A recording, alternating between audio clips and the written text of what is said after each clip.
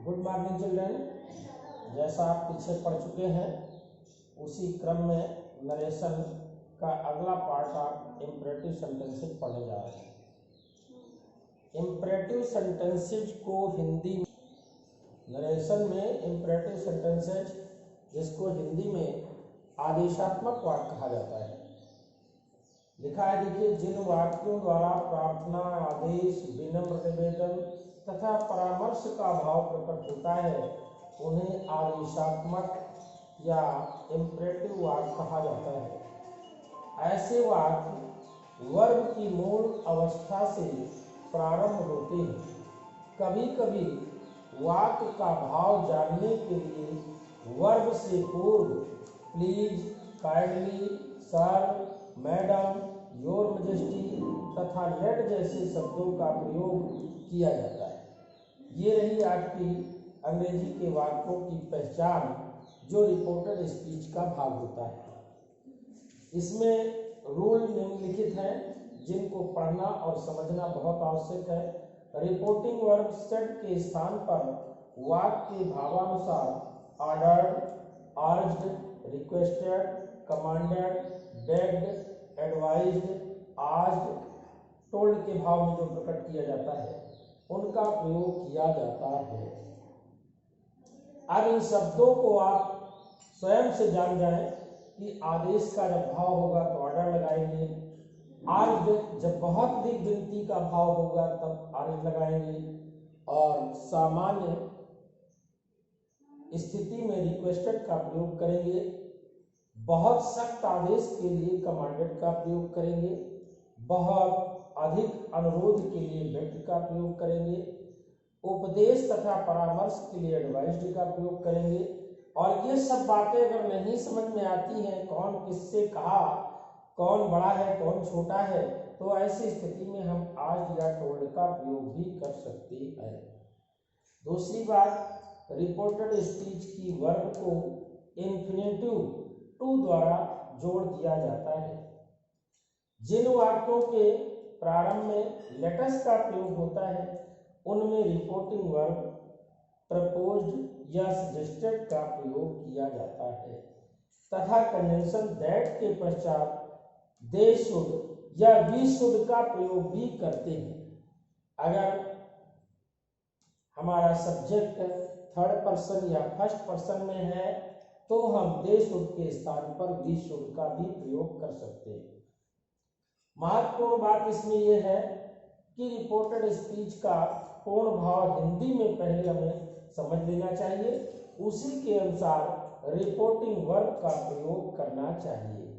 जैसे आदेशात्मक भाव आता है तो ऑर्डर लगाइए आप, यदि निवेदन पूर्वक भाव आता है तो रिक्वेस्टेड का प्रयोग करिए आप, परामर्श की बात आती है एडवाइज्ड का प्रयोग करिए, बहुत सख्त आदेश की बात आती है कमांडेड का प्रयोग करिए। यह अपने ऊपर निर्भर करता है कि उसका पूर्ण भाव लेकर के हम रिपोर्टिंग वर्ब का प्रयोग स्वयं करें। आवश्यकता अनुसार कंजंक्शन दैट का प्रयोग करना चाहिए। यह आवश्यकता कहाँ पड़ती है? लेटस के वाक्यों में, वहां हम कंजंक्शन दैट लगाएंगे और लेटस के अनुसार हमें दैट दे शुड का प्रयोग आगे कर देना चाहिए। ये आपको कुछ उदाहरणों से पूरी बात समझ में आ जाएगी। मैं उदाहरण लिख रहा हूं और समझा भी रहा हूं, ध्यान से समझें।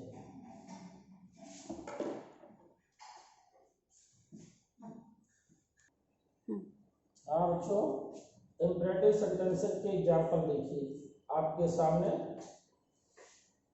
He said to his friend, please wait till father returns।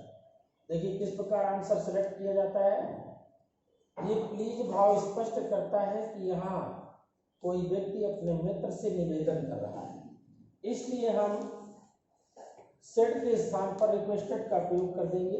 He requested his friend और इस वर्ब को इन्फिनेटिव टू से जोड़ देंगे, to wait till father return, और ये टेंस को ध्यान में रखते हुए प्रेजेंट का पास्ट हम बना देंगे।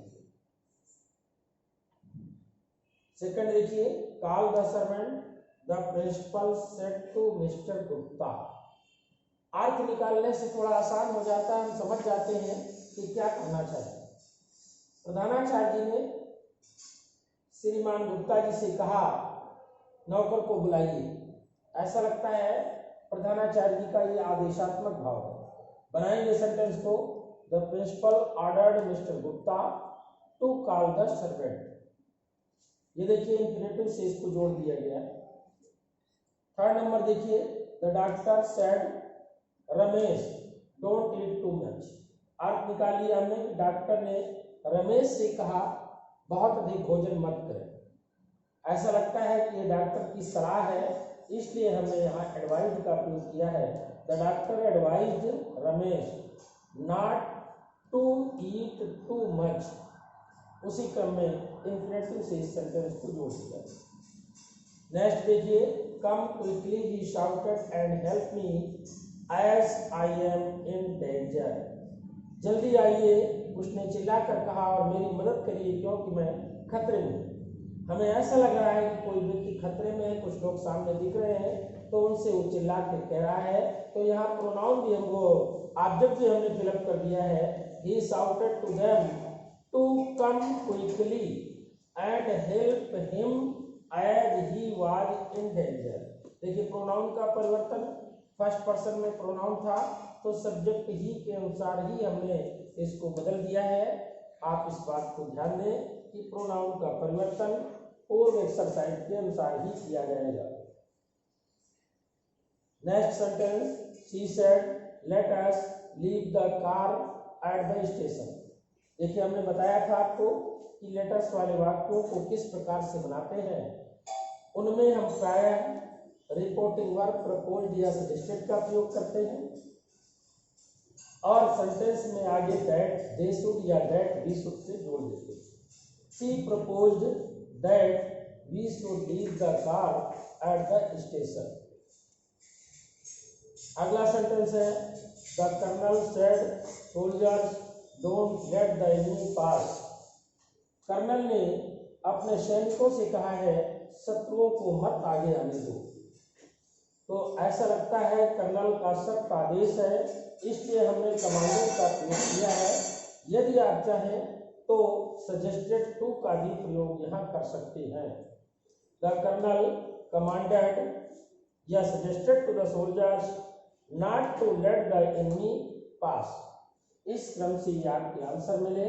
आप इससे रिलेटेड एक्सरसाइज को आप हल करें, जो भी आपके क्रम में है उस एक्सरसाइज को हल करके दें, तो आपको जो भी प्रॉब्लम होगी कमेंट बॉक्स के माध्यम से सॉल्व कर दी जाएगी। थैंक्स।